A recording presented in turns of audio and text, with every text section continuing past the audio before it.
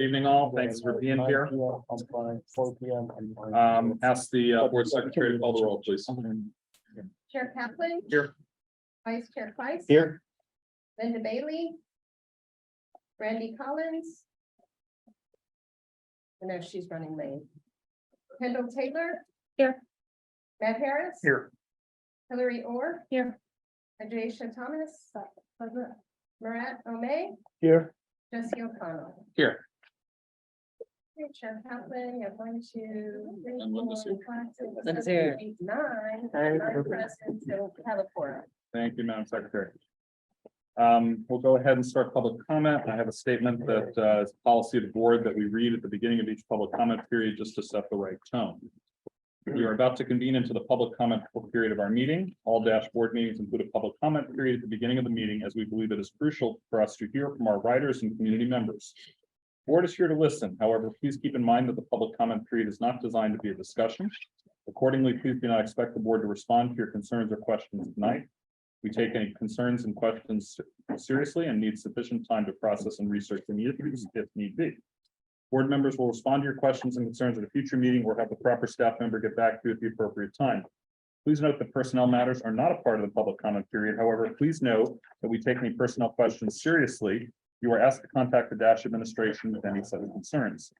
We ask that all speakers and members of the audience maintain civility and respect for any divergent views that others possess. Further, we ask that speakers please address their comments to the board directly rather than the audience. The board will take pre-registered speakers first, and I will invite others who wish to speak who may not have pre-registered. For future meetings, you may pre-register on the website dashbus.com on the board of directors page. I will now call our first speaker. Please remember each individual speaker is allotted 3 minutes for your comments. If you are speaking on behalf of a neighborhood civic association or unit owners association, please identify yourself accordingly to be recognized for 5 minutes. I have one speaker who pre-registered, and I see him in the room, Mr. Brunenberg. We will recognize you. The floor is yours. There'll be a clock on the screen for you to monitor your time. Thank you, Mr. Chairman. I'm Bob Cronenberg from Park Fairfax. I'm representing myself tonight. And I'm here to unwrap my Christmas present. A little bit late, but that's what I came here for. And I want you all to see what it is. Now, you can't see what it is because it's wrapped. If I was inside this box, I couldn't see out because it's wrapped. So let me unwrap it and we'll see what it is. And oh, it's a bus. Actually, it's a dash bus. And the dash bus was wrapped, and that's why I couldn't see out the window. Now, it's unwrapped, and imagine if this bus was wrapped in tawdry advertising. The passengers have difficulty seeing out the window. In fact, it's even worse at night when the interior is illuminated and it's dark outside. The announcements are great, but they're not always exactly synchronized. And if you just wait for the announcement to pull the cord, you might miss your stop. Even the yellow stripe on the current unwrapped buses, even this yellow stripe tends to interfere with the window in certain seats. Only the top portion is visible. It's like looking through a dirty screen when you're sitting in some of the seats on this bus behind this yellow stripe. I know other bus systems like Metro Bus and bus systems across the country and around the world are using wrapping. I know that the iconic red double-decker buses in London, some of them are wrapped over the objections of many of the local people, and they see it as revenue. But in my humble opinion, I believe that Dash needs to take the high road here and resist the temptation of wrapping the buses. If you want to sell ad space, maybe you could put ads in the ride guide. Or like they do at the theater, you get a theater program and there are ads in the program that pay for the application of this program. But wrapping is for presents and not for buses, in my humble opinion. So thank you all very much for listening to me about that. And now I'll put my Christmas present away. Thank you. You're the first speaker, and my memory was about props. I do think actually your sentiments. Anything in the rules against? No, absolutely not. No, your sentiments I think are shared by many of us. So thank you for being here tonight. Are there speakers who registered on the Zoom? Find out what's the minute for you. Figure out how to look here.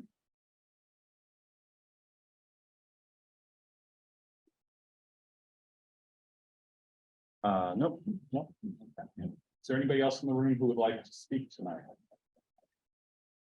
We will pause and ask if there's anybody on the Zoom. We'll give you a few seconds if you want to raise your hand to be recognized.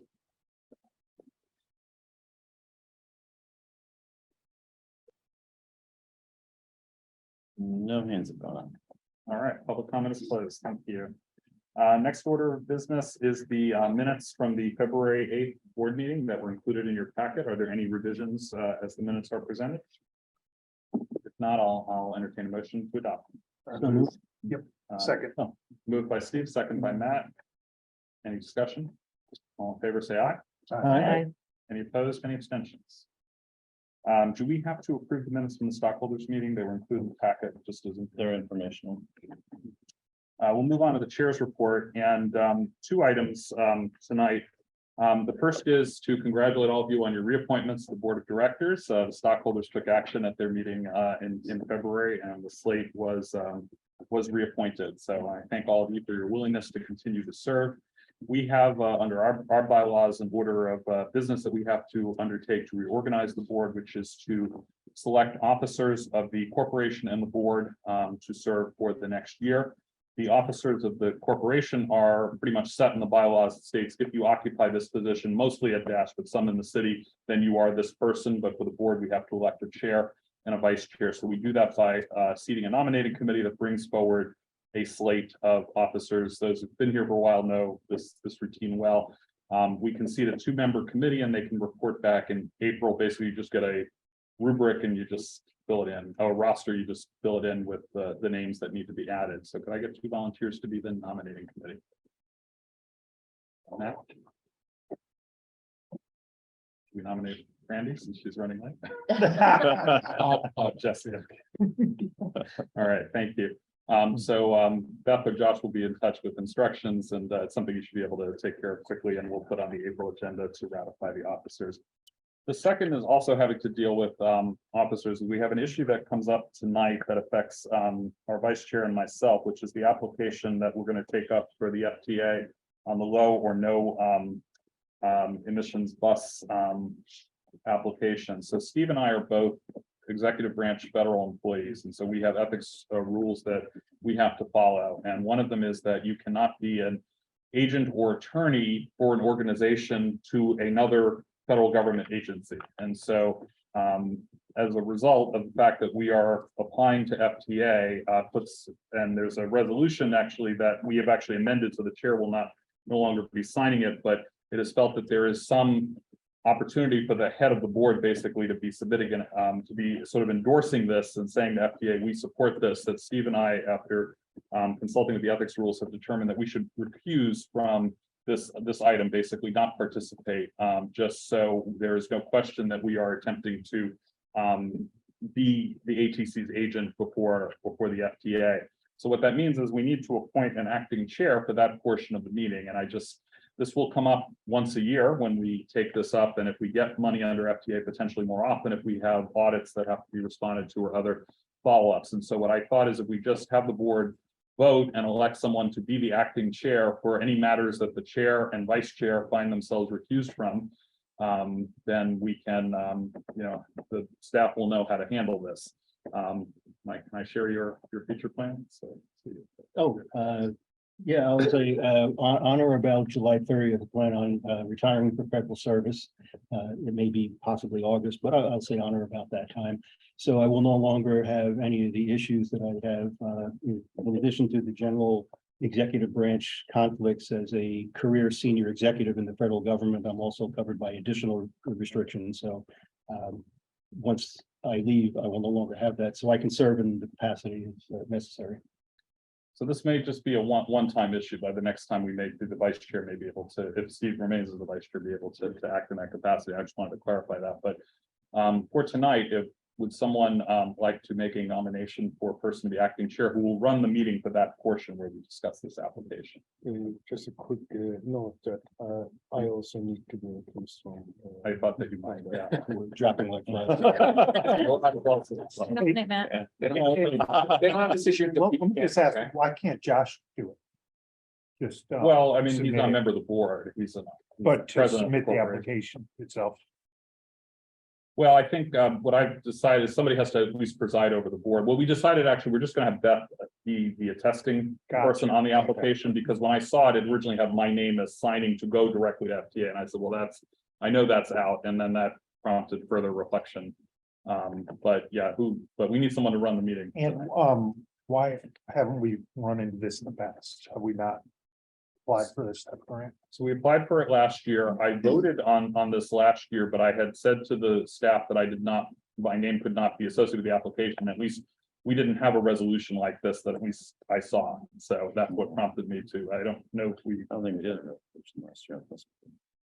I think No, I think you made a recommendation to council to endorse it. That's right. That's right. And Yeah, I since don't think we were involved. recommending to city council is fine, Yeah. even if it's federal money, but yeah, we just have to be kind of walled off from dealing with the agency directly. So.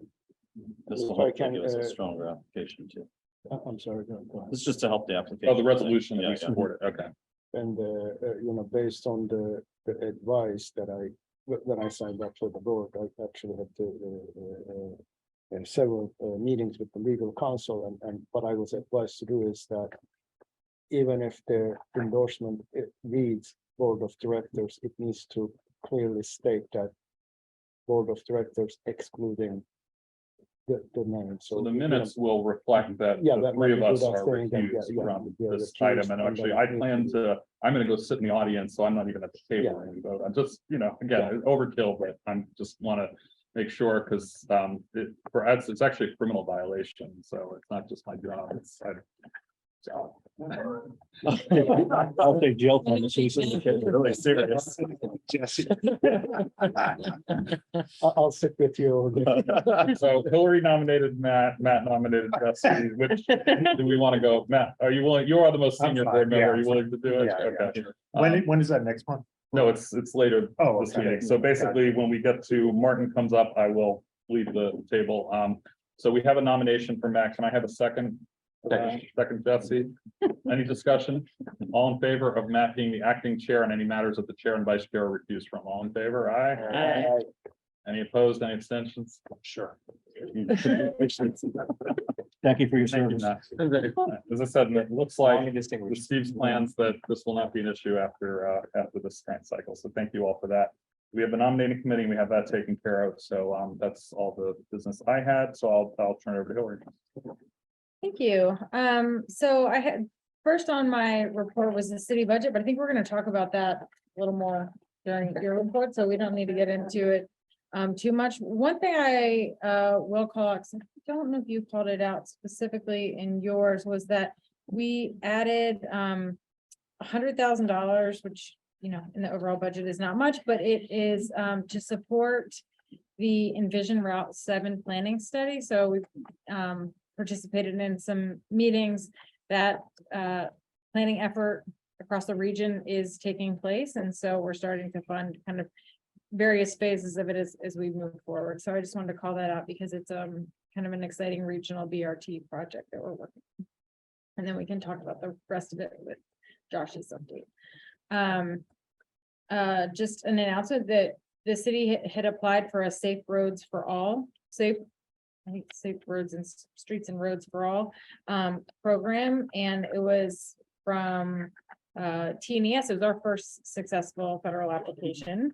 So we were awarded $1 million from that grant, and that is to look at 7 high crash intersections in the city and do audits and concept designs for those, so that we'll be more competitive with future grant applications to construct improvements there. They're all larger intersections that are a lot more complicated than kind of just going out and doing a quick redesign. So we did seek funding for this, and all of the intersections except one are on a dash route to serve our customers.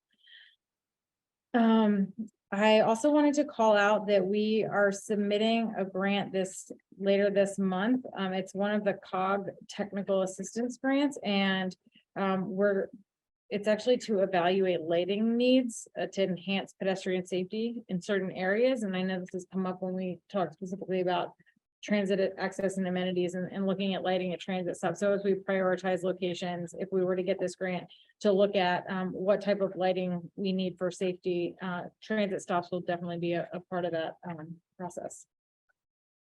So would that include lighting within the shelters or would that just be sort of No, the street like lighting? street lighting. Right. Mhm. As always, we have Duke Street in motion update on here. Our next meeting is again at the Dash facility and it'll be on Thursday, March 16th. The last meeting, we discussed curb features, so looking at, sidewalks and bicycle facilities, and got feedback on that. At this particular meeting, we are going to dive in on kind of looking at the whole corridor concepts, kind of piecing together some of the various options from the segments and looking at that. We're also going to be looking at kind of like a Mad Lib style recommendation to kind of do all the work now so that we can plug in the various pieces when the advisory group votes on that in May. And I know we've talked about timing with this board, and we can do a full update at any time. The big public meeting is going to be in April. So the advisory group will make their recommendation to council in May. And so anytime in May or June, we could either make a recommendation to the advisory group about what we want. And then we could also make a recommendation to council from the board. So we could do something in May that goes to the advisory group and something in June that would then go to council after we know what the advisory group's recommendation is. And then lastly, just had some legislative updates and just wanted to call out a couple bills that might be of interest to the board. There was one bill, which Josh, you might know more about this one, but it was assault and battery for public transportation service vehicle operators. So it made it a class 1 misdemeanor for a person to commit a battery against another person who is operating a vehicle from a public transport agency. And the other one I wanted to call was the TRIP program that I think you all know we have funding from this program for our fare free project, but it also there is TRIP funding available to support the accessibility of transit bus passengers at facilities, and it was there was a cap at 25% of the funds, and now it is that they must use up to 30% of the funds for this measure. So that increase, and it's something that we could look at as a future project with that grant application. That is all I have. If you all have any questions, I will try to answer them. I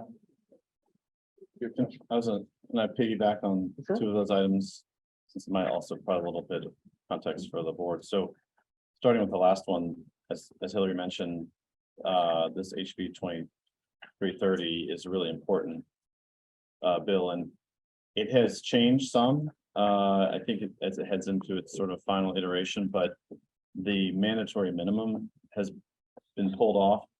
The last that I know, it's been something I've been following closely because bus operator assaults is a major concern of mine, and it has been an industry-wide issue, and it's something that I'm trying to make sure we're advocating for harsher penalties associated with this. And there is a component of it, I believe, in the last draft that I saw that had a ban from riding for a certain period of time associated with it that would conceivably help to address the issue of the person showing back up on transit. And typically in the case of Dash, we might say you're no longer allowed to ride, but there isn't really a legal component to that, where this adds a legal component to that, which would make it possible for them to then move to the next stage as far as charges against the individual. So we're optimistic that that will make its way through the end of the process. And once we have, I think, the final language, we come back with that. But it is very important for us. And the other one I would mention is I want to thank Hillary for mentioning the roadway safety grant. as well as the changes to trip program, because since our last conversation about bus stop amenities and accessibility, I've been having some conversations internally with some additional teams within Dash, and this has also come up as far as visibility of passengers waiting at bus stops. So it's not only that the passenger themselves is having an issue with visibility for them, it's also very difficult for the operator to spot someone who is standing in the dark and know that they're waiting for the bus. And one of the things that I hope we can look at as we move forward in this project is some of these sort of fancier bus stop poles that I mentioned in the last meeting, I think, where there's a built-in little jump seat, so to say. It's probably a easier lift as far as right-of-way issues, but also the ability to add a solar light fixture to that could be illuminated at the press of a button, which would cast a light sort of down from the top of the pole. So these are things I've seen in my career, and I think we'll be a part of pursuing. So I was just gonna ask on the WMATA budget, it's either for you, Hillary, or Marat. Did the transportation committee endorse the same language in the letter that you did? That we sent? I was curious, the transportation commission was considering a letter that I thought they were starting with the same draft that we got. Yeah, so I believe they vote on it this month. Oh, okay, they haven't sent it yet, okay. Any other questions for Hillary? Just congratulations on the grant, the $1 million grant. That's awesome. Thank you. That'll be a lot of work, but it's a good project. Other board member reports and updates. Steve told me he and Marat want to report on the strategic plan committee. They have a meeting. Thank you, David. Marat and I serving as the two board members on the committee, also Josh and Beth are providing support to the process as well. We had our first meeting yesterday, and we discussed the path forward on the development of the plan. And there are essentially two options available. One would be engagement with the board on a periodic basis. That could be a very lengthy process. It would involve perhaps other meetings outside of our normal works meeting cycle, perhaps weekends or other after hours meetings. That may not be possible because of your work schedules. The other path that we're proposing here is that Marat and I get together and we develop proposed objectives of proposed goals, starting obviously with the goals cascading down to the objectives, and make them available before the board meeting takes place to give the board members an opportunity to review them and think about how they may be modified. But provide a number of them that you might select from and then do a multi-vote. So if there are 6 or 8 that we send out, do a multi-vote at the meeting so that we can arrive at what we think is a workable number. Would be 3 to 4 goals with an appropriate number that we haven't even entertained yet as far as the cascading objectives that support those goals. Part of the process includes reviewing strategic plans that other transit agencies have, both on the large scale, mid-size, so that at the very least that we're consistent in some of the items that we cover. Because once we have this and we publish it, others will be looking at us, and we didn't want to be an outlier with the content of it. But not that we're going to mimic or clone another agency's strategic plan, to use that as, say, a benchmark or take a look at the broad categories that they cover. But in addition to, again, the benchmarking process that we'll be starting, the other aspect of this will be a development of objectives and goals that are consistent with the TDP, consistent with the agency's current mission statement, and any other input that would be meaningful in developing strategic objectives that can follow by the goals that really provide direction, not just to the board, but also to the Dash leadership team and the organization itself with how do we go about making day-to-day decisions, and are these decisions or these activities supported by the strategic plan, and use that as, say, the guidance document for actions for new initiatives, actions for service improvements and things like that, new initiatives, say, on the technology side, but also new initiatives on the service delivery side. So if that sounds okay with everybody, we'll proceed with that. Marat, do you have anything?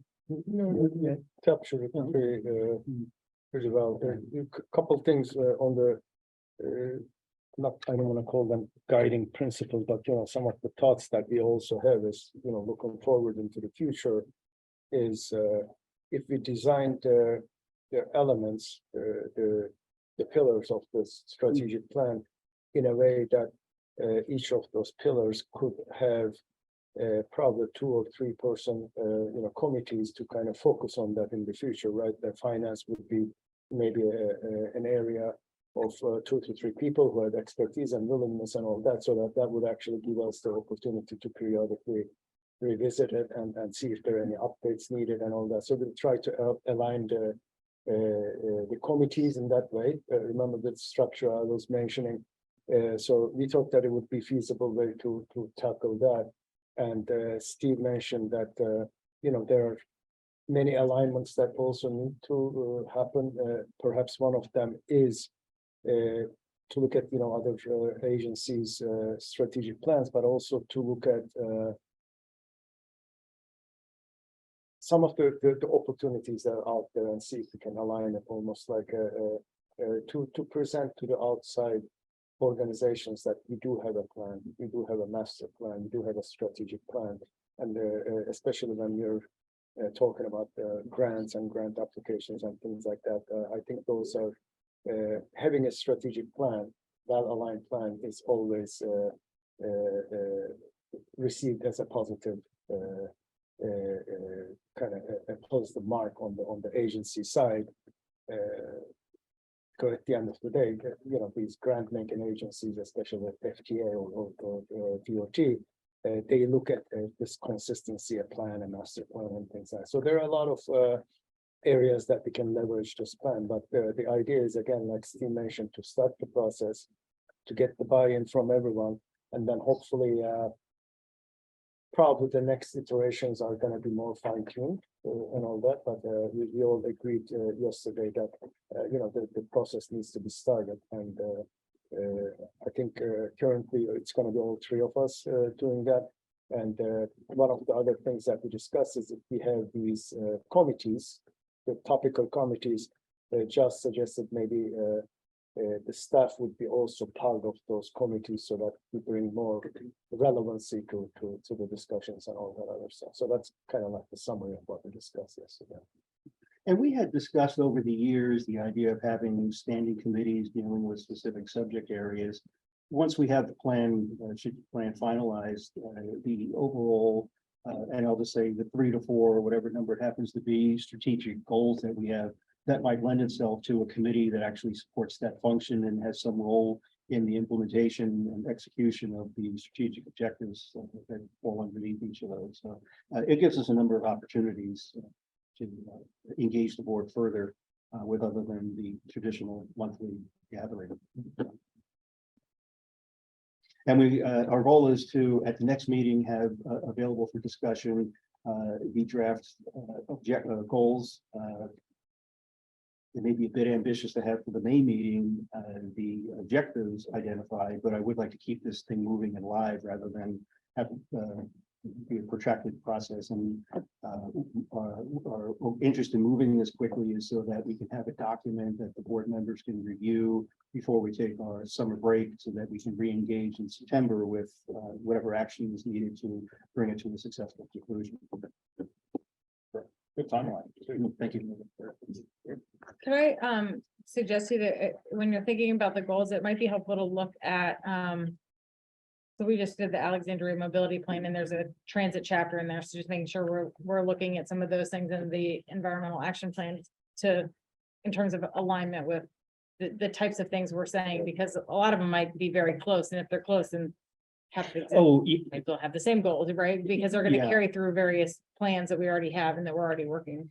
Yeah, that's one of the items that clearly we need to benchmark against internal to the city to make sure that we don't have a strategic goal that is significantly different from what the city's is. It needs to be in alignment. So input like that, if we put out our draft to the board members, it would certainly be a value to get. Thank you. Off to a great start. So we have this time set aside for other board member reports and updates from commissions, boards, committees that you're on, anything that would be useful or relevant to the group. I'll just share on behalf of the Commission on Aging. So we met the day after our February board meeting at Dash, and Josh was one of the speakers, and at the very last minute, based on the wonderful presentation he's given to us about the bus stop, well, that Hillary and Martin had given about the bus stop accessibility improvements, Josh incorporated that into his presentation to the commission, because we always, when we go before them, we have a great working relationship with the Commission on Aging, and Dash speaks frequently, and I said, this is such useful information. I think it's just going to be very eye-opening to folks, and so was able to really speak to, I think, some of the equity benefits to making some of these improvements, and I think it was very eye-opening for the group. And Raymond gave a tour of the facility to some of the commission members that hadn't been there. I hadn't actually been in the garage since the chargers were installed, so it was really interesting for me to see how that has changed kind of the organization. Also, some of the equipment in the maintenance shop to work on things that are at the top of the electric buses. So thank you for hanging around so we could do that. Raymond. That also actually came up with the traffic and parking board, which I think is helpful because they're the board that would remove parking at bus stops. And so there was a conversation during the board meeting about this. I think maybe Commissioner Kane might have brought it up, somebody who was listening in on the meeting. Anyway, Oh, great. so that they are aware that there is an issue and seems like they would work with us on removing some of that and the low hanging fruit parking Oh, good. stops. Yeah. Something they were interested in. It just seems like one of those things, unless you kind of really look at that map, you never appreciate. You might know, oh, there's a stop here, there's a stop there that I use, but it's so eye-opening when you really see it plotted on the map. And that's everywhere. I always thought it was just going to be primarily this neighborhood, but it's a citywide issue. So thank you, and I'm glad that work continues. Anybody else have updates? All right, then we will go on to the general manager's report. Go ahead. All right, thank you, Mr. Chair, members of the board. A number of items to cover here, and if my memory serves me correctly, I also did move. I hope I did it in the slides, move the resolution regarding the low NOAA grant to the end of my report before we start Martin, so that it would be easy as far as separating subjects. So I will touch on that towards the end. So a lot of information included in your packet. I will summarize that, but I want to start out by talking about the city manager's proposed budget that has been released and presented publicly, and the budget process is now ongoing. This was presented on February 28th. When he presented a proposed general fund operating budget of $881 million, representing a 5% increase over the current year. It also includes $258.7 million in operating funds for ACPS and $9.9 million, or 4% increase over FY23 funding. I want to start out by saying that I had the opportunity to attend a briefing from the city manager on his budget just prior to it being released publicly, and I want to thank the city staff for helping to make sure that I was able to be a part of that conversation. And it was very helpful and enlightening. I think it's really beneficial to understand all of the different components that are going into the budget and the challenges that are faced. And I wanted to share just a highlight of a few of the challenges that I heard about, because in the end, Dash's budget was funded as submitted, with the exception of a reduction option being exercised, which is in line with what was done throughout the rest of the city. And as we had heard indicated was the intention to be done, the administrative reduction, which is not a service reduction, was taken. So that is just administrative trimming of our budget. I will note, though, before I start talking about the different things I learned about the budget, that we have identified a difference of 145,000 of additional reductions in the final number. We're not able to understand exactly where that came from or what that's pointing to. So we're working with OMB right now to figure out if there was a particular item that was identified. My suspicion is maybe fuel, because one of the things we talked about was that fuel prices were trending down, and we were pretty conservative about fuel. Considering where fuel is today, if absent of any other notable exceptions within what OMB considered within our budget submittal, I think it would be pretty easy to trim that. As we have seen, the fuel prices have really moderated quite a bit and continue to stay that way. So just some context there as far as what we're looking at. But the next step for us is that my team and I will work through on a line by line item basis, the original draft budget that went to you all, considering the funding that was allocated, rerunning those numbers and adjusting for any changes that have occurred since basically this started, which was back in September, October, very early in the fiscal year. We have more experience now, so we have the ability to then revisit this. The city ultimately just has a chunk of money. It's sort of a one item that they deal with. So once that amount is identified, then we can revise our budget, bring it back to you next month for consideration and then final approval after we get public comment on it in May or June, depending on the timing and what we're able to accomplish. So the details of how we address those reductions and everything else and fine tune the line items will come back to you at a future meeting. I want to point out a couple of things as I learned from the city manager's budget that I thought were notable for us to consider and understand in the context of the money that was allocated towards us. As mentioned, it's an 881 million budgets. I believe it's the largest in the city's history. It is a budget that does not have a tax rate increase included per the council instructions to the manager's office. However, an alternative budget was developed with a 1 cent increase, and the manager indicated that his recommendation, if council moves towards that, was to use that towards the CIP, which is a program that is pretty upside down as far as the ability to fund the obligations identified within the CIP in the short and long term.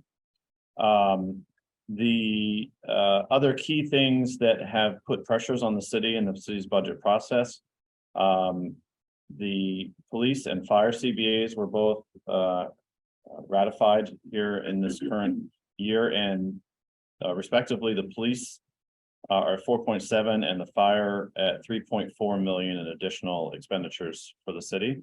So those are pretty hefty lifts. The priority within the budget is aligned with the effects of that CBA as the managers identified previously and in the meeting, which is compensation. And I spoke to him after the meeting and indicated that I very much agree with that, and it's a priority that I have at Dash. Compensation is a major challenge. People are having to live the same lives at a much higher cost, and so we really need to address that. So I was pleased to see that that is a focus of his, and he has indicated that he has built in compensation adjustments accordingly within the city's scales and merit increases. Some key investments that he identified beyond just those investments in transit, which are both Dash and WMATA, and funding those. He identified investments in the Climate Action Office, Vision Zero, social services, housing, community engagement, council town halls, road renaming, body worn camera programs, health equity program managers, and urban forestry. So a lot of important programs that he prioritized also in helping to fund in this budget. The net increase as far as his growth of the city is relatively low in the context of positions, and that's really driven by the fact that there's a lot of vacancies. And I think my colleagues to the left and across the table can all relate. It is a real challenge to get positions filled these days and to keep them filled. So the city certainly is dealing with that as well. Interestingly, I noted that schools account for 1/3 of the entire city budget. That is a very, very heavy lift for the city, and there will be a meeting this evening, as I understand, and I'm sure Kendall, you'll be running off to that. I'll be on the Zoom for that after this meeting. But it'd be interesting to hear the conversation that comes out of that. Looking ahead, there are certainly challenges on the horizon. Oh, I'm sorry, before I do that, I just want to say it is notable and admirable that $4 million in reductions were identified and taken with no cuts to services. So those reductions that we submitted, along with every other part of the city submitted, accounted to $4 million, which was really impressive. And we don't have to reduce any of our services, and same here at Dash. So really pleased to hear that, and that's a priority that aligns with what this board has talked about as well. So looking ahead, city manager mentioned that, of course, we have our forthcoming collective bargaining, trades bargaining, and second years of these new CBAs. He also identified that assessments are not growing quite as significantly year over year, but you may be able to speak more directly to that. Last year As far was as the much sort of- higher. This year is more, I think we're 3.8% citywide this year. Residential is in the 4. We can't keep growing at 6. That's not sustainable. So coming down into that 3 to 4 range is much more palatable and sustainable for, I mean, homeowners don't believe me, but that is much, it's much better. This has been feedback because you chime in and say, yes, I know, right. So as I wrap up my sort of summary of what I've learned so far, again, as I mentioned, I'll bring back the budget at our next meeting, which I'm going to also recommend considering changing. But I have 3 items that I've recommended that the board consider this evening. The first that I wanted to encourage the board to consider endorsing a letter of support and thanks to the city manager, council, and city staff for the work that was done on this budget and for being inclusive of us in that process. I think I was really relieved and appreciative to understand that our budget request was funded and that the continued investment in Dash is there because it's really critical for what we're doing. Secondly, I am suggesting to the board that a budget question be issued by a council member, and you all, I think, can do that either separately or together, because the board did identify that submittal of the new Dash network improvements that have yet to be funded needed to be visible. And without that question existing, as I understand it, correct me if I'm wrong, Kendall, the council can't even really talk about it in the context of getting additional information to understand the unfunded improvements from the transit vision plan. Am I misstating that? I'm not sure So in the previous year, a question was issued in the budget process as to what are the costs associated with the unfunded remaining new Dash network improvements. That question was issued last year to give council an understanding of what's out there that hadn't been addressed yet. That question, as I know it, has not been asked this year yet. it hasn't been asked Right. yet, but Right. they're just getting Getting started. going. Yeah, exactly. So Who I asked it last year? Do you know? was it Kenneth, maybe? It might have, I think there were several that asked various Dash related questions. Okay. But my note to the board is, I think, one. yeah, I think- others. I think as in previous years, individual board members, as a part of your role on the board, have reached out to communicate with council members, both in thanks and to just let them know kind of what we've got going on. So I just was putting that out there if that was something the board wanted to consider. And third, I wanted to recommend that based on the more compressed budget calendar that is going on this year and the more rapid process, that the board consider moving the April meeting of this body to April 5th, which would be the first Wednesday of the month, because the add delete process and the public comment process and a lot of the conversations, I think, really gear up that week. And we would be a little bit behind as far as me presenting my final budget and then anything that you all wanted to talk about, either with the manager's office or council as it related to that. So those are my 3 sort of outcomes. I just wanted to share with you all. Of course, our budget process, just to remind you, the revision, as long as we finalize and adopt the budget by June at the latest, we try to do it in May so that you're not quite as last minute. But if there's further deliberations, or as it was the case last year where there was a question about that addition to the line 30 service, we delayed and we didn't do that until June. Sure. Josh, do you see merit in also requesting a budget question around kind of the mid to longer term sustainability of the free fare program and sort of, is that something that we want council to ask and be considering and be talking about during this budget cycle? Or do we feel like we're on fairly stable ground right now and we can leave that for the future? I feel very stable about the long-term sustainability of fare free. We're we're seeing basically, we have one more year of kind of the heavy lift, so to say, of the transition from collecting fares to not. And obviously, we have 1 year that we're required to be fare free without any grant funding. As a condition of the receipt of that 7.1 million.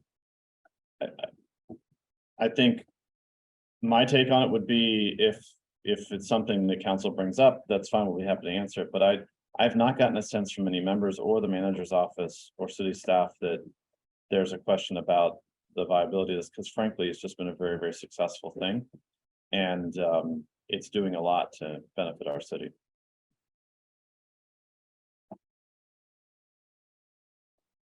So, and John, while you were talking, I was looking, so our only supplementals that we have are the 4 ATV network segments. Were there other, I was just trying to recall if there was anything else we had discussed in the fall that we had asked. So in the fall, right, correct. In the fall, the staff, my manager's budget that I presented to you had no supplementals, and then the board added the supplemental request for the 4 new network improvements.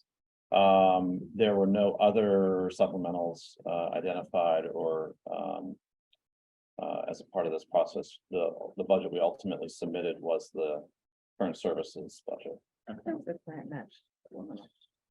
Yeah, so there were supplementals in the context that there were some things that OMB looked at in our budget and they called them supplementals, but that we don't. And that was sort of almost like a sort of just change in approach. But in the end, it's not even clear. Not that what's kind of weird is this 145K doesn't line up to any of that even. So we argued back that really the Dash current services budget, what we were including there was a part of regular business. To your point, though, the grants were really an effort to leverage for the city manager's instruction, really go after any grants that we can find. And they have a lot of benefits. So there was a heavier lift related to the electrification process that I think hopefully will be successful. That's helpful. I think last year, I mean, the letter we sent a letter last year about the unmet network needs, and I think that was then what triggered the questions that came forward. So I think certainly doing that, do you know when I was looking at the work sessions, but didn't say when, which was, you know, the transit portion of the. And they I haven't, haven't. we've scoped that out and sent it to council to finalize Okay. what's going to be talked about when. Okay, so we'll definitely want to make sure that we are, any communication is in before they have the work session that would include the Dash correct portion of the budget. So, but that last year was very effective in terms of laying out, and we already have that information in terms of the, you know, the numbers of people that would be served, the cost of the improvement, and we also had some information about, you know, related to equity measures of I think race and socioeconomic status of riders. And we actually heard at the stockholders meeting feedback that was very helpful from council members. So I think sending that chart and asking them to, you know, sending that letter and then asking that it be considered as a budget question so that, you know, it's something we believe in. We've heard community feedback in the fall about it, the importance of continuing to get those improvements that we, you know, hope that they will consider that through the budget process, and then, you know, be that a budget question or whatever they need to do to consider it. But I think the letter last year worked very well, and so I think that's the tactic we should take. If I might just add to that, the reason I've kind of itemized these two as separate things. My recommendation to the board is that, and if you want to do 2 letters, maybe that might be a way of doing it. I wanted to offer to the board that support and thanks and emphasis of the value of funding Dash and our core services and maintaining our core services. Recognizing that appreciation. My only thought was if that letter is also the same letter where we say, but 1, 2, 3, 4, and then there's all these other costs. My thought was if we broke those apart, it could help the message to say the core services and that priority. You know, thank you for that. Thank you for what you've done. And then standing alone and separately from that, here's a separate communication talking about the supplementals and just talking about the supplementals only, as opposed to blending the 2 messages together. That was just a recommendation. It's of course totally the will of the board, but that was my thinking in that approach. Just I mean, I think we did do very well in the budget process, and we should certainly appreciate to a city manager who proposed the first budget that really is truly his. I think really speaks to his commitment to transit. So I think we definitely want to, our main message to be very positive. We conveyed that in the meeting with him as well, and he certainly lived up to what he had said to us when we spoke with him in January. So yeah, I'm fine with that. In terms of the timing, though, we're gonna split those letters at the same time. How do you want Guess we can really do it any way that the board would like us to. Because deliver them at the same time, again, they kind of take different routes too, I mean, in the process. One of them is more specifically a request, whereas one of them is more overarching. We could phrase it as, if council's interested in exploring further improvements to transit, to the transit that are offered, here are the unmet needs within the ATV and what that cost breakdown would be. We would certainly appreciate your consideration during the budget process, and leave it at that. Basically you've done really well, and if you want to do more. I mean, they could go separately. I feel like they're gonna kind of probably be connected to one another in terms of how they're shared and communicated, but I think if you want to start working up drafts of those letters, I think I'm comfortable with that approach. Others want to weigh in? I can't believe, two of the three positions that got cut to fund dash, so that's just my finance director hat. But anyway, to help you with your quest. No, I wear two hats. My department lost everything. But the manager also includes an alternate budget in the budget that shows council if you wanted to add a tax, another penny, here's what that looks like. And that could be a way that you frame how you talk about, here's some things to consider as council is considering the alternate budget options. You could also kind of split it out in terms of, thanks to the city manager, because he's the one that proposed it. Council hasn't funded it yet. They haven't adopted this budget, and then have one to council that's more, we appreciate what the city manager put forward in the budget funding the core services, and here are that needs to consider it with the, if you're considering an alternative, something like that, because council hasn't adopted it yet. That's a good point, recognizing that have council support what the manager proposed and yes, and. So address one to the city manager, and then address the second letter to council that reiterates our support what the city manager did, but says, if you have funding available or choose to exercise the tax increase, you can. Speaking of council, you listening in?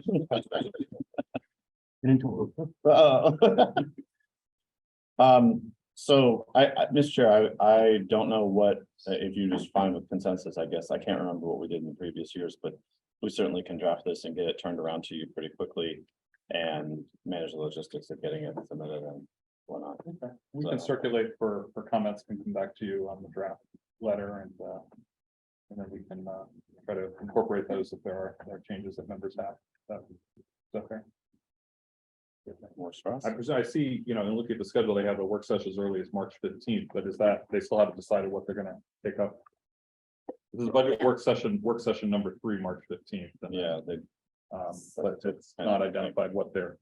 No, I mean, so far it's been CIP, tonight it's schools, and then all of the operating budget things are in a succession of 3 meetings, but probably after they get through tonight, Okay. then tomorrow we'll get some If information. we get March 15th, then we're gonna have to move quickly on it, and otherwise we have March 22nd or 29th for the other options. we would probably turn this around to you in a few days. Does that sound good, everybody? I support Josh's suggestion to move the meeting up for selfish reasons that I probably wouldn't be able to come to the following meeting anyway. But curious of what other people. If it's the 5th versus the when's the current? 12. Having that extra time, I think would be helpful. If everyone can accommodate the schedule change. I won't be here for this. Just on the 5th, you could attend the 12th, but not the 5th. Yes. You're okay with we I absolutely found you all moving. And when I did the schedule for this year in terms of when we met here versus the DAS facility, I had thought that our public hearing was going to be in May, and so that's why we're here in May, but and staff actually checked to see if the room was available on the 5th. here, but it's not, so we'll have to be a dash in April regardless. And that was just my faux pas when I did the scheduling, but I think it's helpful to get the feedback earlier in the budget process, especially if there is a large council community support for some of those unfunded needs within the new dash network. I think the earlier we can get that information to them, the better. So I read out that meeting. Well, we'll have Beth update that information, get it posted and sent to you all to confirm that date. Because otherwise, then if we have it on the 12th and people say, okay, we got to go talk to city council, they only have 3 days to prepare for that. The final public hearing would be the April 15th council meeting. So we're gonna also have, I mean, the budget public hearing, but the tax rate public hearing is gonna be that Tuesday. So a lot of people don't talk at that one, but that's always an option. We're gonna have April 25th. right, that Tuesday is gonna be a special public hearing related to the taxes, which is how we fund everything. So. I do want to say my assessment went up quite more than the average.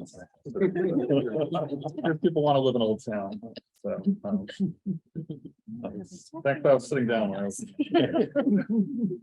All right, thank you, Mr. Chair. We will get those items taken care of and follow up on them quickly. The rest of my items here are updates and FYIs. First, as you all are aware and have seen in the media, we did have an incident involving one of the King Street trolleys on February the 23rd. We have completed our in-house investigation, and there are some charges currently against the individual and some pending questions pertaining to litigation. So I will just provide a high-level recap of the incident and let you all know that we have already issued internal guidance and updates to existing policies and procedures to help ensure that such a thing doesn't happen again. But just to recap, the situation involved the trolley bus that was out of service with a bus operator on break, where an inebriated individual commandeered the bus and was able to drive the vehicle about 1.5 miles down Duke Street, where the bus operator was eventually able to shut down the bus by reaching to the other side of the person. And charges have been announced against that individual, and there was a court date later in March. So Did he have a CVO? Yeah, not the right endorsement. no comment. But I will reiterate again that we are thankful for the operator in the way that they intervened to ensure that what could have been a much more significant situation did not become one, and there were no injuries of any kind. So we're thankful for that. And I want to thank our internal teams, and especially our Director of Safety and Security, Stephanie Zalzone, who's in the back, who jumped right on this and completed the entire investigation process and has done a lot of work in responding to it. So kudos to the Dash team for that responsiveness. Second item here is an FYI. It has now been made public that there is a recall on our newest set of electric buses. This affects 4 buses in our fleet. Dash is coordinating with the manufacturer, New Flyer of America, and has temporarily sidelined these buses while they go through the required inspection process to understand whether there is any issues experienced on our vehicles. The risk here is that liquid accumulation within what's called the ESS, or energy storage system, on certain buses, which is just these 4, this particular model, could create a short situation, which could lead to a thermal event. And so out of an abundance of caution, we have immediately reacted and worked with the manufacturer and are addressing that to ensure the safety of the Dash fleet and its passengers. The third item here is related to collective bargaining. I want to let you all know that we will be able to sit down for the first meeting on March 21st with our union to discuss the forthcoming negotiations and the next collective bargaining agreement that would go into effect when the current one expires, which is June 30th. The last item And I want to thank our speaker, Bob, for his testimony on this. And I want to thank our bus operator in the back who has been sitting here listening to this board meeting. And thank you for driving the bus down here.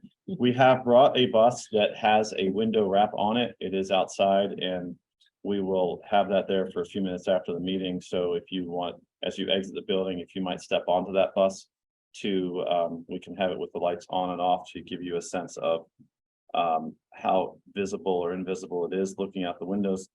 You asked at the last meeting for example of what we talked about when we talked about the window wraps. And as you may recall, this came up because we have been working with our vendor to try to find ways to beef up our revenue collection. And I've outlined a couple of reasons that that was low at the last meeting. One of them was indicated that we do not allow wraps on our windows. You can see here a wrap of a window wrap of a Fairfax connector bus. Gives you an example of what we're talking about. The real estate available on our buses currently is between the front and rear wheels on the lower panel there below the windows, and we do not allow anything to go up onto and over the windows. There's no board action on this necessarily. This is really an FYI item and something that I brought up at the last meeting to help you all understand a little bit of context related to the advertising on the buses. I'm not coming to you with a recommendation that we change our policy at this time. But I will respond to the board's direction on this, especially as it pertains to revenue. If there is a desire for us to further this discussion now or at a future meeting, but I would welcome that to come obviously after you've gotten a chance to see it as well. How much does it cost for that, or how much do we get out of that wrap? Well, the details of each campaign vary. We don't pay anything to put it on or take it off. That's our contractor does that. What we heard from them at the last meeting was what goes on the window essentially doubles the revenue from what we get from that lower portion. And what And- about the back of the bus? We do allow ads on the back of the bus. How much is that worth compared to the lower quadrant or? I believe that what you're seeing is the most valuable part of the bus because of the size of it and the fact that it faces traffic. Advertisers aren't quite so interested in advertising to the people getting on the bus at the curb. They would like it to be on the driver's side and visible. They also do buy quite a bit of ads on the back of our buses, which is really not an issue. And we allow them to do that and haven't had any feedback that that's an issue. So that's the more valuable side, you're saying? Mhm. Can you just wrap it on that side? Because the other side is the side you need to look at for where your stop is. I mean, I've never Yes. seen a bus with just one half. Yeah. wrapped, But Again, so we have the established policy. I think the question that I would want to know is if there's a desire for us to revisit that based on this conversation, and if so, what you would want us to bring back to you. well, just personally, I mean, I agree that it's a hazard for our riders, or it's difficult for our riders to find where they are. And just for context of our entire budget, ad revenue is accounting for less than 500,000 worth of income. It's really been, we haven't even seen it eclipse 100,000 at this point to date.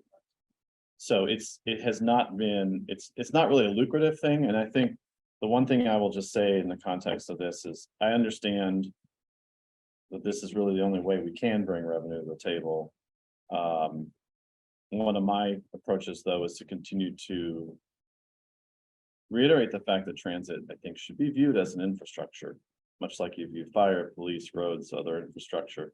This is a means to generate revenue through taxes, through economic development and those kinds of things. So it's probably a different conversation with someone like WMATA, frankly, who has thousands of buses. So, but again, the board doesn't have to say anything tonight. I just wanted to get back to you. Please feel free to bring it back to me in future if you wish to discuss it or wish to. Well, for some history on it. So our former city manager had asked us to look at this as a way to kind of close some of the budget gap in the dash budget. And, it hasn't, because of the restrictions that we have, it hasn't been as profitable as we had hoped. It's bringing in as Josh and Edward described, a small amount of revenue. One of the other things that I think if we do start to hear from the city or council, if they want to have a broader conversation about it, I think we should, and this wouldn't be our decision, but look at bus shelters that are in the city. As DC has a contract where they advertise on those shelters. That's certainly a lot of revenue that's there. And I think that all of that needs to be on the table, and that would have at least less of an impact on a disabled rider or someone who's visually impaired in terms of being able to use the bus, the aesthetics. That's a worthwhile conversation to have. But I think that, to look at this and the small amount of revenue that doing that would bring in when you're leaving that on the table is probably, there's a way to raise more revenue. And so I think if this does come up, that we should, be prepared to engage with them and ask if they want to go down that path and have that broader community conversation. Yeah, I'm happy with where things stand. And I was telling Josh, actually, I was on a Metro bus that was wrapped as this one was, and I was getting to Braddock Road Metro, and I could either have stayed on that bus and had a farther walk, or switched to a Capital Bike Share and had a shorter walk, but I couldn't see out the bus to see whether there were bikes at the station, because it was blocked and it was after dark. And I mean, it really does have a lot of impacts once you start traveling practically in terms of what you can see. So I do like where we sit. Okay. Just a financial related recap here in the context of my updates. Our year-end projected deficit is pretty much unchanged, approximately 940,000. And at the last meeting or two, we were requested to bring back a series of, or an understanding of what kind of cuts Dash would have to do in order to address this deficit in the remainder of this fiscal year. Some context for you on this: we've only really got April, May, June at this point to play with. One of the big factors here is that we can't implement service adjustments very, very quickly. We have a notice process, a bid process that we have to go through with the workforce. I want to emphasize to the group that this is in response to a request to provide the resources and tools and understanding, so that as this conversation goes on within the city, there's an understanding of the magnitude if we were asked to make up this difference. And when you think about it, the effect of a reduction or essentially bridging a deficit like this at this stage in the year on an annualized context would be about 3.7 million worth of affected service. If you were doing this degree, what's outlined in your packet, this degree of reductions for an entire year. So I'm happy to answer questions or discuss in more detail. I want to say that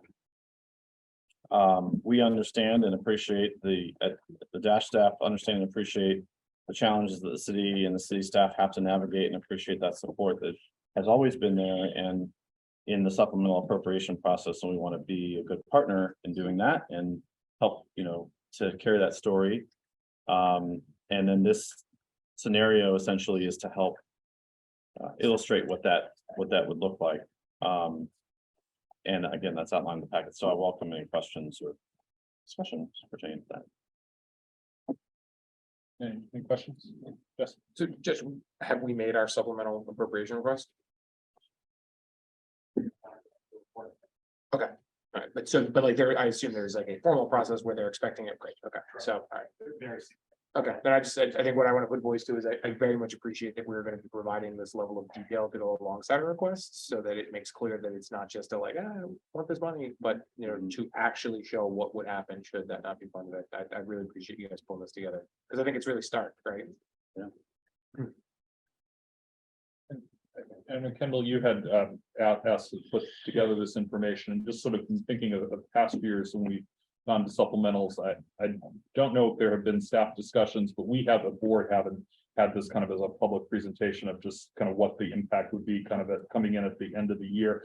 I was just wondering if you could share some context. Is this sort of something that the city is just kind of changing how they do supplementals because they want more transparency or accountability around them, or, Well, um, I wouldn't say we're changing anything. Any department would be asked, and I think something that we need to take into account, and I'm happy to ask it next year, that very first month that you're projecting to go over, we need to have the plan then. It can't be that we've been forecasting that we're gonna go over by 1 million, but now it's so late in the year, we can't do anything. And so if that's my fault for not asking it soon enough, then we'll have to approach that differently. But any department in the city that's saying we're gonna go over budget, we ask, what are our options? Because if you multiply this out by the schools, dash, whoever it is, if it's all, okay, well, we're going to go over, and there's nothing we can do without, dramatic action, that you can't operate a budget that way. Mhm. And so we're going to have to find funds to do this. And so we'll move it from someplace else or appropriate fund balance or whatever we're gonna have to do, but we'll have to, and I'll talk to the manager about how we want to approach this in future years. So it isn't, we're down to the wire, that there is no kind of option. We'll have to have the conversation. We knew fuel was up last summer, so how do we approach things differently? So we will, Edward knows the deadline for the appropriation ordinance, and we'll craft the language that we talk about. Will be, I'll be able to say, the dashboard looked at opportunities to address the overage, and, aside from service reductions impacting lines of, and I'll word it in a way that doesn't freak everybody out, but it'll be the due diligence has been done to try to figure out what it would take to close the gap. And so it's all good. okay. Yeah, from a resident standpoint too, you look at that, you just say, well, we've certainly been transparent about some of the challenges that we have, and some of the costs that are unpredictable. And so what we can do to kind of manage that better next year, so that we can actually be looking, if there is an interest in saying, well, hey, you need to cut this, so we look at that in the fall, then we can have, better discussions and engagement with council. But yeah, it's sobering to see that. Mhm. So can I ask a question? Sure. Like as a non-finance expert. So I'm guessing and hoping that the fuel prices will go down next fiscal year, but how do you prepare for these kind of worldly events to so that they don't have a serious impact on the budget? Do you just have like a bigger cushion, or like a bigger contingency So in the budget every year to account for, like, the overtime issues haven't been like a problem too? So on the operating budget, we don't have a cushion or a contingency. What we have is, whether it's vacancy savings, or, revenue will come in a little higher than we expected, and we won't be able to fill positions as quickly as we would have hoped. So typically in any fiscal year, we are able to take money that wasn't spent over here and put it over here to pay for things that cost more than we thought. In the event we can't shift and slice and dice, we have fund balance, and that's our kind of unappropriated, spendable, people call it a rainy day fund, but that's where we would have to go if, like, citywide, we had an extraordinary thing across the board. Else? So you're I did- moving. Oh, I have a question, but we can do it in the financials. That's fine. Oh. About but we can get to it. Well, this was the only. Oh, I was discussion just I was gonna have looking, about- I was just looking at the financials, and it does look like overtime was an issue, but then wages were down significantly. Is that like because we didn't have staff, we paid more overtime, and that's Mhm. how it balanced out? So factors that have really been contributing to this, although we've gotten much more of a handle on the staffing since this report ending January, we're continuing to see great progress here now. We're in March. Is the fuel. Overtime has been a major issue, but much more of that is offset by the vacancies, right? Okay. That come along with, that we're trying to fill and those kind of things. So the lion's share of this 940,000 is fuel related. And then the rest of it is parts, inflation, costs that are associated with things that we have to purchase to maintain the fleet. Mhm. That's really kind of what it's come down to. Fuel fortunately has moderated quite a bit, but our original fuel projection in the current budget would have been made in September of like 2 years ago, Yeah. right? That's And okay. so I'm glad I don't have Kendall's job and the job of many of the folks at the city who deal with these sort of wildly varying, uncontrollable components and. I think going back to this is helpful to know, and we can be as a better partner in helping to kind of outline those.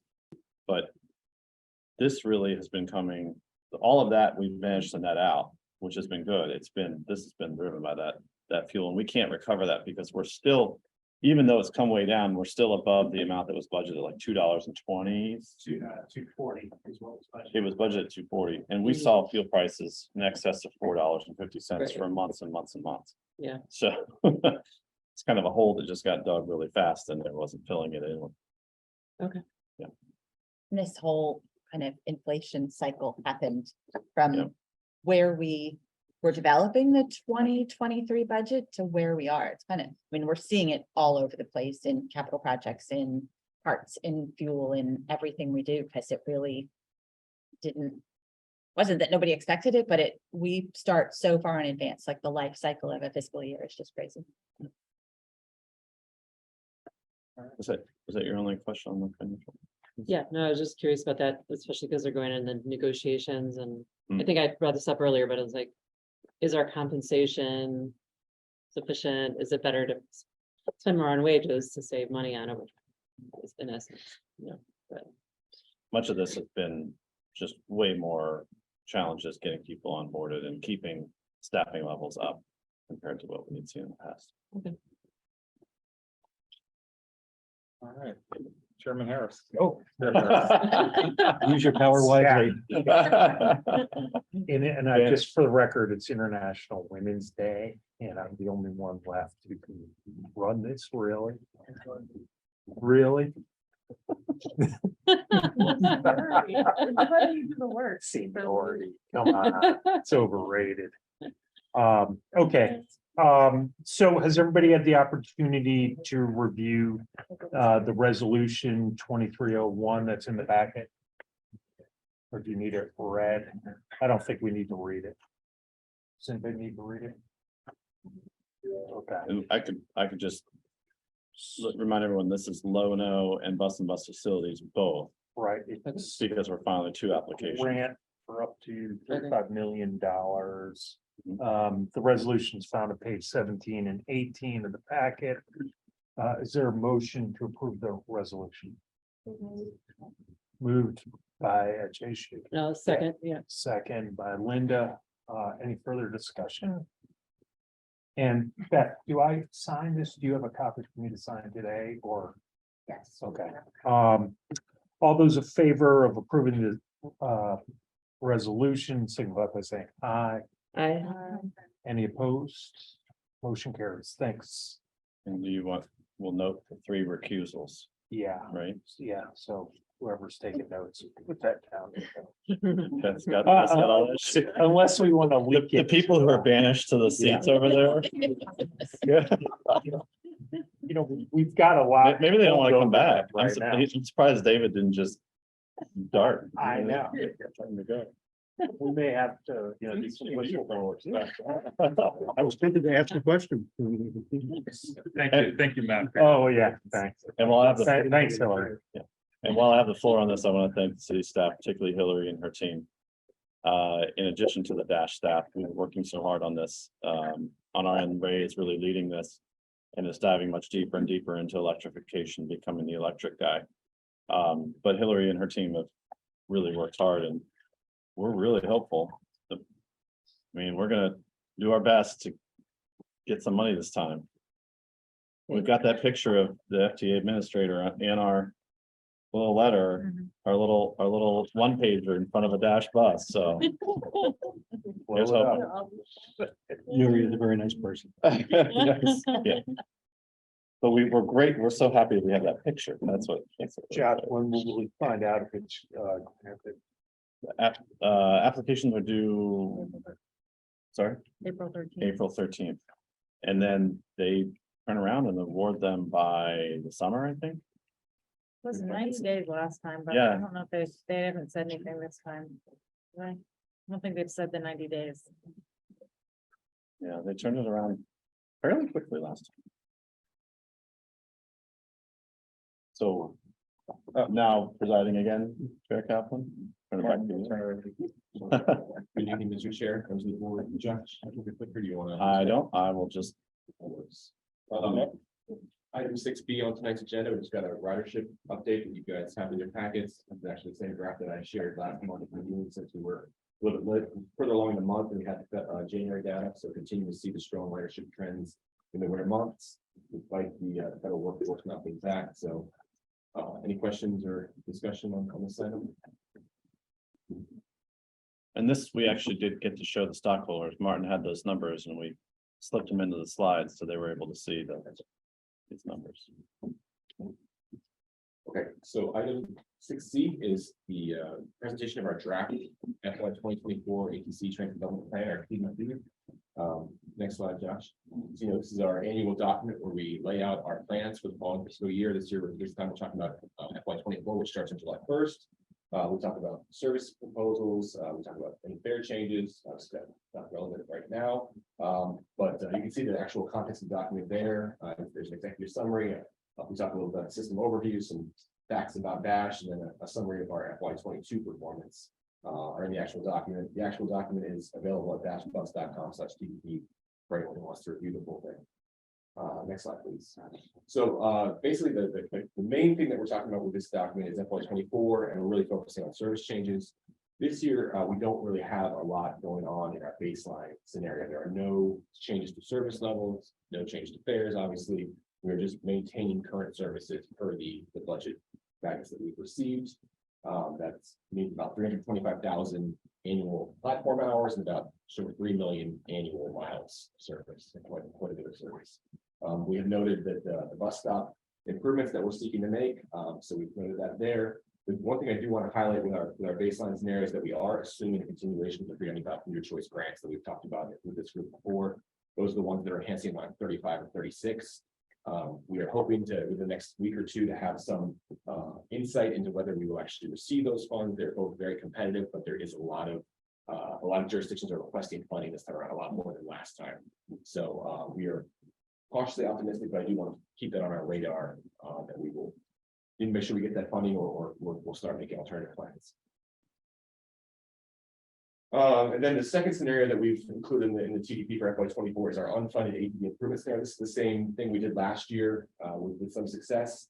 So the 4 improvements that you see here are the 4 supplemental service increases that we had provided to the city. We have, as I mentioned a couple months ago, have adjusted the order of these in terms of prioritization. Lines 33 and 34 are both serving the Potomac Yard Metro Station, so we wanted to move those up. They're also just Sunday improvements, so they're a lot less costly, so it might be a smaller hurdle financially if the city council wants to add those. Obviously, these would need to be added through the add delete process with city council. So Josh, next slide, please. So as I mentioned, those are the top 2 improvements we've included. Combined, they're about $240,000, $120,000 each. They're kind of related because they both tie into Potomac Yard, and we get the interline buses on Sundays with these a little bit better, but basically we'd be taking service on both these routes. Currently it's every 60 minutes. We'd be taking it up to every 30 minutes, which we feel would be much more befitting of the connection during Sundays to a metro station, especially a new one where we're trying to build ridership. So you can see the map there. The next one is line 31. And so it's again a repeat from last year where we're trying to extend more trips into Old Town during off peaks to provide better connectivity from the west end into Old Town. It's a little bit similar to what we did with line 30, but it's kind of a network-wide improvement that will benefit a lot of people, not just the ones that are on this route. The final one is line 32, which travels on the Eisenhower corridor. We are seeking to improve off-peak service, midday, evening, and weekend. Currently, this is the only of our 30 series routes that run 7 days a week that operates every 60 minutes on middays, evenings, Saturdays, and Sundays.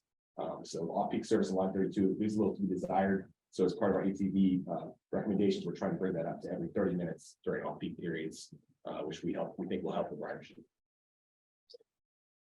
This table is included in your packet, which just kind of provides the line-by-line summary of what each of those improvements would cost if implemented. Next slide. So that's FY 24, FY 25. We also include the next 5 years, kind of what we're envisioning for those next 5 years, and it continues to be ATV related recommendations. You can see some of the lines there that we've included. We basically bumped a lot of these back by 1 year from what we had in last year's TDP, just gives you Due to funding constraints, we also mentioned the West End Transit Industry Guarantee. One thing that's not on here that I will mention is that we are working very closely with Vermont on their bus network project that they're working on right now, which is potentially would be implemented in FY25, the first phase. Would not be any change to Dash service necessarily. That's kind of not part of their purview, but there could be some potential changes to a lot of service that we'll be bringing back to this board in the next couple months.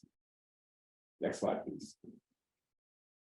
Capital improvements, you can read about these different projects there, but you see our main projects that include the CIP. This is not a full update to the CIP that happens every 2 years. So next year would be the full CIP update. But you can see our 5 main CIP projects there. And we've also applied, as this group knows, for some DRPT demonstration grants. We've not heard anything back yet on those. That was the electric bus charge management system, the automated wheelchair procurement, and our intern program. So hopefully we'll hear back some good news on those in the next couple of weeks here.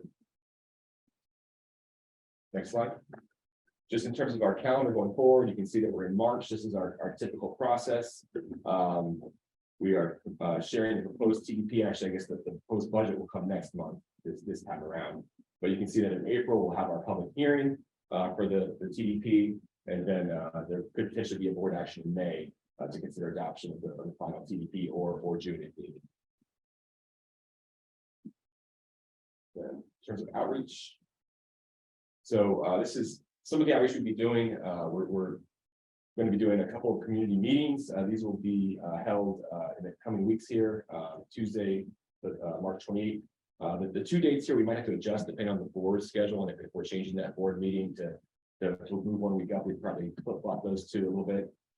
So we'll review that internally, but this is our tentative schedule right now.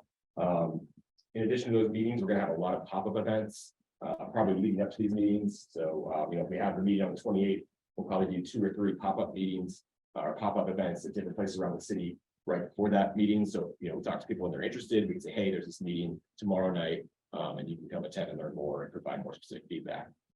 So we'll probably do at least, I think, 5 or 6 pop-up events to promote these meetings.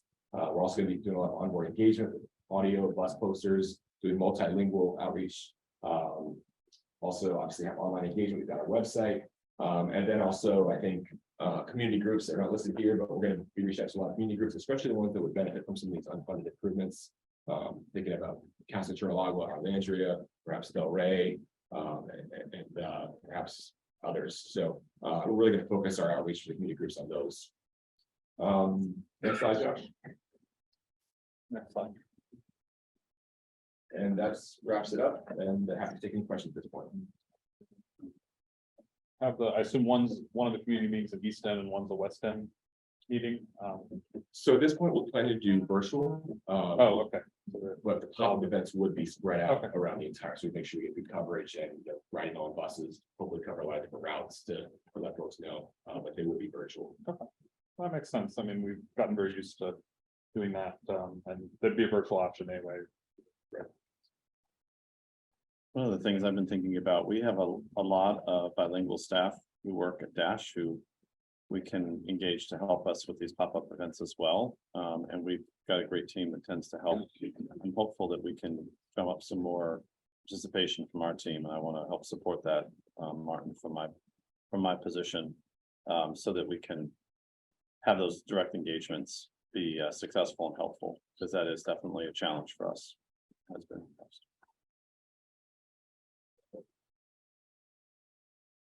Just as you're thinking about the pop-ups, we're operationally in the 4850 Mark Center Drive building, and that's a great place to think about doing West End events.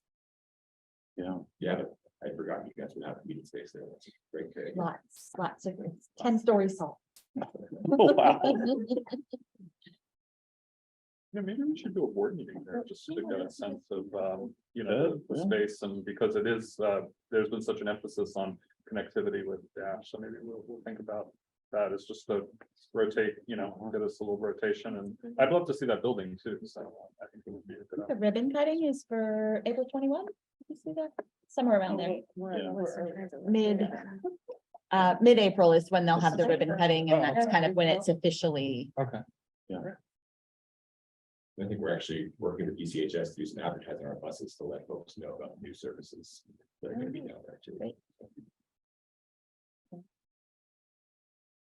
All right, so, and we have agreed on, so our next slide is, about the meeting. Well, Martin, thank you. Good report and, appreciate the work on the TDP. I guess I'll just only ask one question just about the trolley extension. So because, I did see in the report also that we've talked about optimizing the trolley with the Old Town Circulator as sort of a future goal, as well as the extension to Eisenhower Avenue. Just wondering if you could speak a little more about that, because our role is, we have a lot of expertise in transportation planning, but we are the contract operator for that service, unlike the other routes where we sort of then dictate what those will look like. Can you, talk a little more about, and maybe it's too early to kind of say this is our plan for engagement, but sort of how we're going to have those conversations, because, the trolley, talked about this before, looks very much like the Old Town Circulator now, and we have all our other dash service on King Street is also branded. So, in terms of trying to minimize confusion between customers who say, I'm here for the trolley, and, actually let buses that would take them where they need to go by, but how we can work to improve that and what our plan is to engage all the right stakeholders.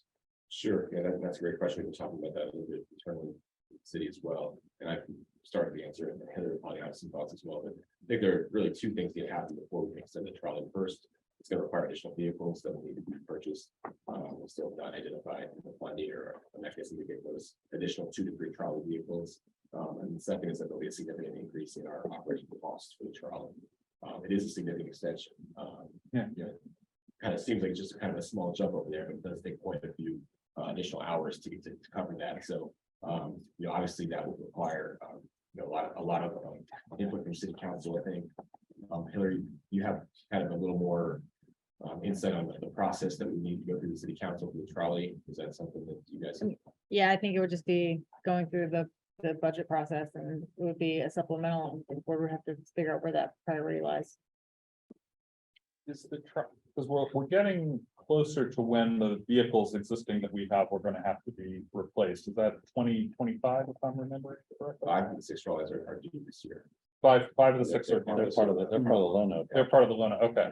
I mean, I guess, so it's probably been too late to have the conversation. Does the trolley, and sort of the way it is as its own branded service, still make sense, given that its route exactly parallels something else that we do, and that we're also branding? And, we may have missed that window then, since we're going to be replacing them unlikely with vehicles that look like trolleys, but, it just is something that I wonder about, whether some of the reason why that was set up as its own service still exists now, essentially 15 years later. I mean, we took it over a little bit a few years after it had already been operating, but, just in terms of how people are looking at buses moving people versus it has to be a special trolley. Because it does limit some of our flexibility too, when we have, special vehicles. And I know the new ones we get are going to be more like buses in terms of functionality with 2 doors. I don't think we're going to go down the 29-foot route again, but it is something that just, I see a lot, and I just wonder if it's something that is an opportunity maybe to optimize and even potentially realize some savings down the line. Yeah, the one thing I would offer from a service standpoint is that you mentioned the 31 improvements, line 31 improvements. If those were extended into Old Town, we'd be able to really coordinate the 3 routes very well, because they'd all be operating every 15 minutes during certain periods. You kind of have more staggered, hopefully. So it might work out a little better with some big. And I think, with the extension of Eisenhower, we do add some additional utility to the trolley that you wouldn't have otherwise. So I think there is certainly some advantage to do that still. But, we're going to evaluate it. We have to get the vehicles first. We still have, and then probably 2 years after that, we'll have the document service. So, and then you have to look, and then assuming we're still going to have improvements to the new dash network beyond that have to be funded. So then from the operational standpoint, is that going to be the priority or not? It's okay. I would just add that I feel that the trolley is a tourism component, and it differs from a commuter and resident use. And the trolley saw, I think, a lot more people riding it before because it was free, but we still see a lot of people riding the trolley, and I think that my take on it, I understand what you're saying, but my take on having it separately branded is twofold. One is it's quite iconic to Alexandria at this point, and you see it in much of what the literature and the things that talk about Alexandria and how Alexandria is seen and how Old Town is identified. So I think it's really ingrained in the culture of Old Town in the sense of seeing the trolley. I think secondly, maybe part of that discussion is doing better at gearing the trolley towards tourism and thinking about how that, and maybe that's a longer term discussion, but how that can be tweaked to even further enhance its use for tourism. It was a real detrimental thing to lose that stretch from City Hall down to the waterfront on the trolley, because there were a huge number of people that were using it to That's what get to made and it from the unique. waterfront. And I still hope that there's a day we can figure out how to get it back down there. Well, obviously that block's not gonna open back up, but navigating through the other streets, and maybe if the buses are fully electric and silent, maybe that would change the dialogue with some of the residents who live in that area moving through it, so. It's an aspirational goal. Perhaps. Hey, I can have my moment of aspiration. I think though, especially as we talk, I agree with you, Josh. I mean, I certainly see in the way it's used operationally as a resident of Old Town, that is one of the options that comes by where I am. It's, used by whatever comes first for those of us who are there. And I see a lot of tourists who honestly decide, I'm gonna wait another 13 minutes when they've got sometimes two buses that go by that are gonna take them exactly where they need to go. I wonder if there are opportunities, especially as we need to kind of contain some of the costs to look at, are there better uses for that money that is set aside for the trolley that also are tourism initiatives that improve, the viability and marketing of the city. But, it's not going to be for us ultimately to make those decisions. But I think especially if we're going to, as we have some goals related to what trolley service looks like, that we probably should see if we can help to convene a broader conversation about that. I wonder if like something we could do for tourism is to like have an image of the trolley on the marquee when it's on King Street. Cause it's like, I think when you're a tourist, you have no idea where line anything is going, right? But the trolley goes down, just down King Street. So it's like, maybe that would give a little security, like, oh, right now it's the trolley, or something like that. And use that imagery that is so common everywhere. Or advertising on the buses that it's free, because these people that are watching two buses go by that are going to the exact spot, it's probably not because they want to ride the trolley. I mean, maybe it is, but it's probably because they don't know that the other ones are going there and that they're also free. So Yeah, if they're from outside of the area, then they wouldn't know about free services. Yeah. That's a good point. I hear you. Well, Anyway, Paper. working on it. All right, so our next meeting, we have agreed to, you had 2 slides. I have 2 slides just in case, gotta be ready. So we'll be prepared. Dash headquarters for April 5th, which will also include our budget and TDP public hearing. So is there any other business to come before the board this evening? If not, is there a motion to adjourn? So moved. Moved by Linda, is there a second? I'll second. Kendall, all in favor? Aye. Meeting stands adjourned. Thank you, Chair Harris, for your service.